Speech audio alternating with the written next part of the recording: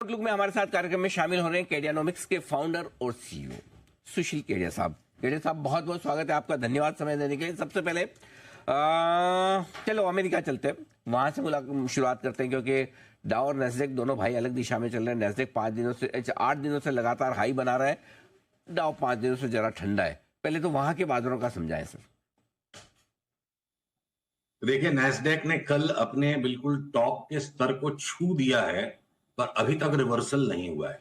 आपकी मेरी जो लास्ट वीक बात हुई थी कि अमेरिका के बाजार बिल्कुल टॉप के करीब बढ़ रहे हैं और एक बड़ा टॉप वहां बन सकता है, तो हम उस प्रोसेस के बिल्कुल अब अंतिम चरण में पहुंच गए हैं। और ये देखिए, एक ही मार्केट की दो इंडाइसेस में 4-6 दिन का फर्क होना, वर्ल्ड के ही एक ही संसार के दो मार्केट अमेरिका और इंडिया में 2 महीने का फर्क होना, और फिर भी साल भर के स्तर पर सारे मार्केट करीब करीब सेम चलते हैं, तो ये छद्म बाजार रचेंगे नहीं तो फिर हम सारे लोग इतनी ट्रेडिंग क्यों करेंगे, हमारी रिसर्च फर्म क्यों चलेगी, आपका टीवी चैनल क्यों चलेगा। अनिश्चितता को उत्पन्न करना और लोगों के मन में कि हम समर्थ नहीं है, ये भाव पैदा करना बाजार का मुख्य उद्देश्य, इसलिए ये सब छल कपट बाजार करेंगे। बट अनिल जी, अमेरिका के बाजार में जो टॉप बन रहा है और अभी तक बना नहीं है, जो शायद अगले वीक तक मैं आपको पुष्टि कर दूं, इंडिया का मार्केट हो सकता है ऑलरेडी 23,200 पे निफ्टी बॉटम बना चुकी है। और ऐसे में वहां चाहे अमेरिका में टॉप बन भी रहा हो, यहां पर हो सकता है कि हम मैक्सिमम से मैक्सिमम नीचे 23,700-800 का अगर एक बार पुल बैक करें तो करें।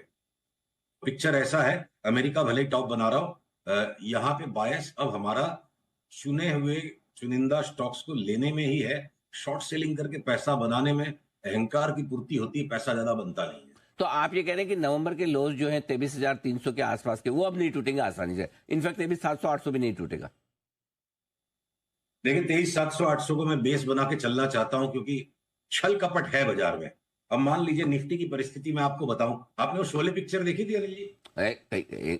शोले एक बार नहीं कई बार सर याद है, एक एक डायलॉग, एक एक डायलॉग याद है। हाँ। जब असरानी की एंट्री हुई थी तो उसने क्या डायलॉग दिया था, मैं अंग्रेजों के जमाने का जेलर। नहीं नहीं ऐसा नहीं था, हाँ वैसा करके वो बराबर बताओ सर। चलो,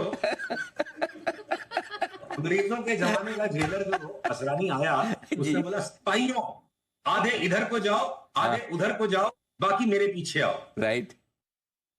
मगर निफ्टी इस वक्त अंग्रेजों के जमाने का जेलर है। हाँ। आधे स्टॉक्स इधर, आधे स्टॉक्स उधर, ट्रेडिंग के टाइम फ्रेम में। और जो निफ्टी बोल रही है बाकी के मेरे पीछे आओ, निफ्टी कहीं जा नहीं रही है पिछले 5 दिन से। पीछे कुछ भी नहीं, तो इसका मतलब क्या? लेकिन इसका मतलब ये हुआ कि अगर बजाज ऑटो ने एक डीप करेक्शन दे दिया तो हम अब उसमें 20% की रिबाउंड खेलने के लिए तैयार हैं। अगर सारे संसार में भय का वातावरण जोर से लौटेगा, कोई जियो पॉलिटिकल इवेंट की हमें अंदेशा हो रहा है कि क्रूड बहुत जोर से बढ़ेगा, बिटकॉइन बहुत जोर से गिरेगा, तो हम अनुमान लगा रहे हैं कि बड़ा जियो पॉलिटिकल इवेंट अगर बनता है, तो मैं यहां खोजता हूं कि भाई निफ्टी भले ही असरानी की तरह बिहेव कर रही है, अंग्रेजों के जमाने के जेलर बनी, अपने को तो रोज की रोटी कमानी है, तो कहां खोजे कौन से स्टॉक्स। तो ब्रिटानिया नेस्ले में बाई आ जाता है मेरे लिए। हो सकता है ब्रिटानिया यहां से 50% बढ़ जाए अगले 4-5 महीने में, और नेस्ले 3-4 महीने में 30% बढ़ जाए। तो भाई मैं निफ्टी के ही पीछे क्यों भागूं? अंग्रेजों के जमाने के जेलर की तो अपनी जेल है, पूरा मार्केट मेरे लिए खुला है, जहां मेरा पैसा बन सकता है, जहां मुझे शांति मिले। टेलीस्कोप के ऊपर फोकस नहीं आ रहा है 7 दिन के टाइम फ्रेम पे, तो मैं फोकल लेंथ को चेंज करके 15 दिन पे जहां पिक्चर क्लियर मिलेगी, 1 महीने पे पिक्चर क्लियर मिलेगी, उसको खेलूंगा। अगर हमने पीएनबी पे बात की थी नीचे 90 रुपए के आसपास की 180 की चाल लगती है, तो एक बार जो चाल होने के बाद लगता है कि वापस 90 रुपया रिट्रेस हो सकता है, तो क्या पता 23,200 की निफ्टी आए और उसमें पीएनबी जैसा बैंक रिट्रेस कर जाए। पर मेरे को एक भी स्मॉल फाइनेंस बैंक नहीं बेचना है, मेरे को कोई भी पीएसयू बैंक्स नहीं बेचने, जरा से भी घटावड़े के अंदर उनको जोर से दबा के लेना है। पीएनबी और एसबीआई एक अलग बात है, वो थोड़ा सा भी पीएनबी स्टॉक्स पीएसयू बैंक्स की तरह बिहेव नहीं करे।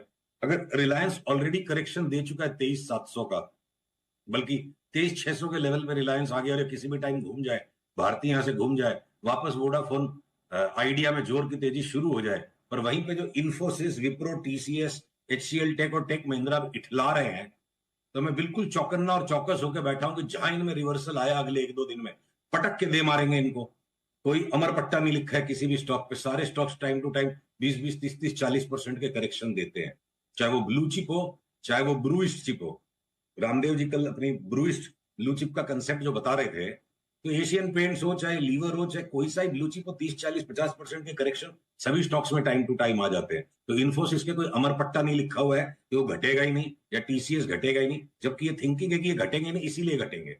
तो अलग अलग स्टॉक्स अलग अलग काम कर रहे हैं। अब अगर हमें ओएनजीसी, टाटा मोटर्स या आपके जाइडस इनमें बड़ी तेजी करनी है, पर विरोधाभास है, अंग्रेजों के जमाने का जेलर बावली बातें कर रहा है, अभी निफ्टी बावली बातें करा रही है बाजार में, 4-5 दिन में करेक्शन आ सकता है। तो अलग अलग स्टॉक्स पे अलग अलग टाइम फ्रेम में अलग अलग चीजें हो रही है, अलग अलग सेक्टर्स अलग अलग काम कर रहे हैं। और इंडिया का मार्केट और अमेरिका के मार्केट भी अंग्रेजों के जमाने के जेलर की तरफ बातें कर रहे हैं इधर से उधर की। तो बड़ी सावधानी से बहुत ही सिलेक्टिव होकर काम करने का बाजार है अभी। आपने कहा कि जितने दिन का लेंस नजर आए उस लेंस सही फिट हो वैसा लगा के देखे। मैं चाहता हूँ आप 5 दिन वाला लेंस लगाइए एक बार जरा निफ्टी पर, क्योंकि आज लगातार 5वां दिन एक छोटी सी रेंज में टाइट कारोबार कर रहा है। न 24,600 के नीचे बंद होता है, न 24,700 के ऊपर बंद होता है। आज शायद 6ठा दिन हो जाएगा। ये बताएं कि किस लेवल पर और कब ब्रेकआउट मिलेगा और किस तरफ? तो अनिल जी 3 बातें हैं। हाँ, मतलब वो जो हमारा तो फेवरेट गाना है, तुमको हो जो पसंद वही बात करेंगे, दिन को कहो रात तो रात कहेंगे। जी। तो जब तक निफ्टी अपना मुंह नहीं खोले, मतलब परिस्थिति ऐसी है, आप अपनी धर्मपत्नी को लेके कहीं किसी पार्टी में जाओ और मैडम बोले जी मेरा डांस करने का मूड नहीं, आप अकेले डांस करोगे तो अच्छा लगेगा क्या, ये बताओ। तो नहीं। पहले पहले निफ्टी को माइंड खोलने दो अपना, राइट सर। और उसके बाद मैं ये कहता हूं कि बायस अभी भी 23,700-800 का ही है। और जिस दिन भी आज के भाव से अगर मैं आपके इस प्रश्न का उत्तर बाध्य करूं अपने आप को, अगर निफ्टी बंद दे देती है मुझे, रुकिए मैं आपको लेवल बताता हूं, अगर ये निफ्टी मुझे बंद दे देती है, हाँ आज का बंद अगर निफ्टी का मुझे 24,780 के नीचे नीचे बंद आ गया तो हम रात को शॉर्ट सेल कैरी करके जाएंगे। पर विरोधाभास आप देखो निफ्टी और बैंक निफ्टी के बीच में, बैंक निफ्टी बता रही है कि अगले 2-3 दिन वो घटने तैयार नहीं है। इसलिए मेरा अनुरोध है कि मतलब किसी के भी गार्जियंस ने, ससुर जी ने, पिताजी ने बोला तो है नहीं कि आपको हर एक प्रश्न का उत्तर ढूंढना पड़ेगा और रोज निफ्टी में सौदा करना पड़ेगा। इस वक्त बाजार मेरे को लगता है ये कह रहा है निफ्टी को और बैंक निफ्टी को अकेले छोड़ दो, इससे कुश्ती मत लड़ो, 2-4 दिन में इनके पिक्चर को स्पष्ट होने दो। फिर भी अगर बायस लेना ही होगा और आप कहोगे कि सीधे सीधे जवाब दे सुशील, घुमा के बात मत कर, तो मैं बोलूंगा भाई 780 के नीचे बंद दे देगा तो निफ्टी बेचेंगे, और नहीं है तो बाकी इंडिविजुअल स्टॉक्स में बाइंग के सौदे कर रहे हैं। परफेक्ट है, बिल्कुल ठीक है आइडिया। चलिए तो थोड़े इंतजार करें और निफ्टी को आगे जाने दें, आप पीछे पीछे चले। ये राय सुशील जी की आती हुई दिख रही है। बहुत बहुत धन्यवाद।